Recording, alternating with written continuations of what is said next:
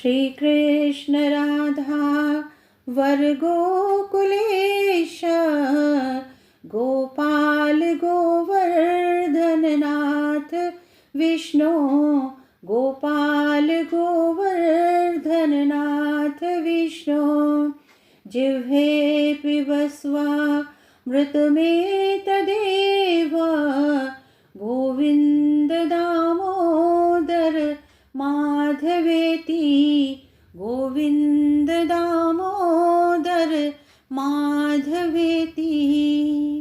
जय श्री कृष्ण मेरे परमात्मी जनों, कृष्ण आस्था प्रमीला चैनल पर आपका हार्दिक स्वागत करती हूँ। और आज हम बात करते हैं कि श्री हरि ने अपनी सखी वकुल मालिका को आकाश राज के पास भेजा उनकी पुत्री का हाथ मांगने हेतु। सखी वकुल मालिका अश्व पर सवार होकर के अरणी नदी के तट पर जा पहुंची। वहां पर कुछ सुंदरियों का जब उसने झुंड देखा तो उनसे उनका परिचय पूछा। तत्पश्चात सुंदरियों ने बताया कि वे आकाश राज की सेविकाएं हैं और उनकी पुत्री की सखियां हैं। और इसके पश्चात उन्होंने ये भी बताया कि जब हम उपवन में घूम रहे थे तो वहाँ एक सुदर्शन युवक को हमने देखा जो अश्व पर सवार थे। हमने बात नहीं की, लेकिन हमने घर जा कर के और राजा से उसके बारे में बताया। राजा बड़े प्रसन्न हुए। उन्होंने ज्योतिषी को बुला करके बात की। ज्योतिषी ने पद्मालया का हाथ देखा और हाथ देख करके कहा कि इनका विवाह उसी युवक के साथ में होगा। दूसरी ओर बेटी को उदास देख करके माता ने प्रश्न किया कि तुम्हें क्या तकलीफ है, वह बताओ। बेटी ने कहा, मुझे कुछ तकलीफ नहीं है, मेरा जो मन है उनमें लग गया है जो भक्तों के प्रतिपालक हैं।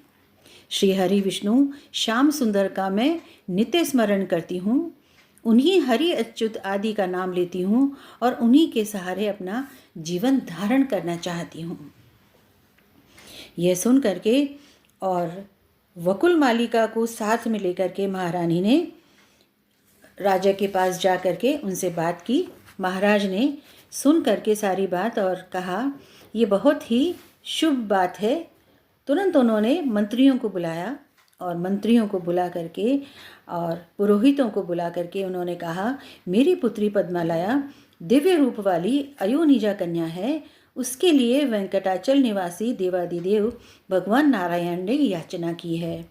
आज मेरा मनोरथ पूर्ण हो गया। बताइए आप लोगों की क्या राय है। उत्तम वचन सुन करके मंत्री प्रसन्न होकर के बोले, राजेंद्र, यदि ऐसी बात है तो हम लोग कृतार्थ हो गए हैं। इस संबंध में आपका यह कुल सबसे उन्नत होगा। आपकी अनुपम कन्या साक्षात भगवती लक्ष्मी के साथ आनंदपूर्वक रहेगी। आप इसे देवादिदेव शांग धनुषधारी परमात्मा विष्णु को समर्पित करें। यह शोभामय वसंत ऋतु है, इसमें इस शुभ कार्य का अनुष्ठान शीघ्र कर डालना चाहिए। बृहस्पति जी को बुला करके आप लोग विवाह की जो तिथि है वो निश्चित करें।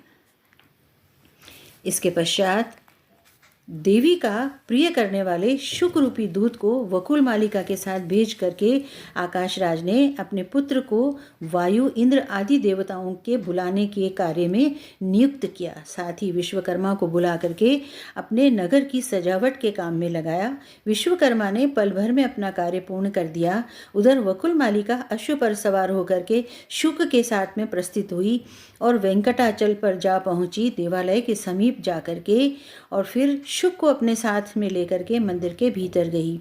वहाँ सुंदर नेत्रों वाले भगवान नारायण को लक्ष्मी जी के साथ रत्न सिंहासन पर विराजमान देख करके प्रणाम करके प्रसन्नता पूर्वक बोली कि प्रभु, वहाँ का कार्य तो मैंने पूर्ण कर दिया है, उधर से मांगलिक वार्ता करने के लिए यह शुक आया हुआ है।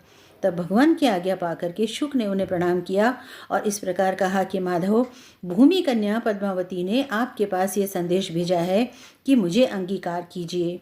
रमापते, मैं आपके ही नाम का स्मरण करती हूँ, आपके स्वरूप का सदा ध्यान करती हूँ। आपकी प्रसन्नता के लिए ही मैं सब कार्य करती हूँ। मेरे इस काम में पिता और माता की भी सम्मति है।